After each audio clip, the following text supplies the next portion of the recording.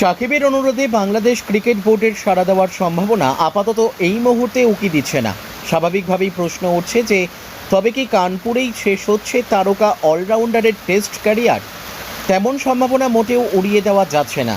বৃহস্পতিবার কানপুরে সাকিব আল হাসান স্পষ্ট জানান যে তিনি দেশের হয়ে আর টি-20 ম্যাচ খেলবেন না, তবে ঘরের মাঠে শেষবার টেস্ট ক্রিকেটে মাঠে নামতে চান তিনি। সাকিব বাংলাদেশ ক্রিকেট বোর্ডের কাছে নিজের ইচ্ছার কথা জানান। তিনি মিরপুরে দক্ষিণ আফ্রিকার বিরুদ্ধে টেস্ট ম্যাচে মাঠে নেমে লাল বলের ক্রিকেট ক্যারিয়ারে দাড়ি টানতে চান। সাকিব বলেন, মিরপুরে ক্যারিয়ারের শেষ টেস্ট খেলার ইচ্ছা রয়েছে আমার। আমি সে কথা বিসিবিকে জানিয়েও দিয়েছি, ওরা সম্মতি জানিয়েছে। নিরাপত্তা নিয়ে সংশয় একটা রয়েছে, ওরা সব রকম চেষ্টা করছে যাতে আমি বাংলাদেশে ফিরতে পারি। যদি সেটা সম্ভব না হয় তবে ভারতের বিরুদ্ধে দ্বিতীয় টেস্ট ম্যাচটিই হবে আমার কেরিয়ারের শেষ টেস্ট।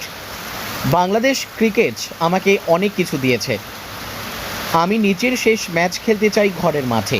সাকিবের এমন আবেদন বিসিবির অন্দরমহলে পৌঁছলেও বাংলাদেশ ক্রিকেট বোর্ডের তরফে তারকা ক্রিকেটারের নিরাপত্তা নিয়ে নিশ্চয়তা দেওয়া সম্ভব নয় বলেই ইঙ্গিত মিলেছে। বিসিবি প্রধান ফারুক আহমেদ স্পষ্ট জানিয়েছেন যে বিসিবি কোনো নিরাপত্তা এজেন্সি নয়, তাই তাদের পক্ষে সাকিবের নিরাপত্তা নিয়ে নিশ্চয়তা দেওয়া সম্ভব নয়। উল্লেখযোগ্য বিষয় হল, বিসিবি প্রধান এও জানিয়েছেন যে তারা এই বিষয়ে সরকারের সঙ্গে কথাই বলেননি, তাই চূড়ান্ত সিদ্ধান্ত নিতে হবে সাকিবকেই। ফারুক আহমেদ বলেন, সাকিবের নিরাপত্তা বোর্ডের হাতে নেই। বোর্ড কোনো ক্রিকেটারকে তার ব্যক্তিগত নিরাপত্তা দিতে পারে না, তাই এই বিষয়ে ওকেই সিদ্ধান্ত নিতে হবে। সরকারের সর্বোচ্চ মহলই পারে ওর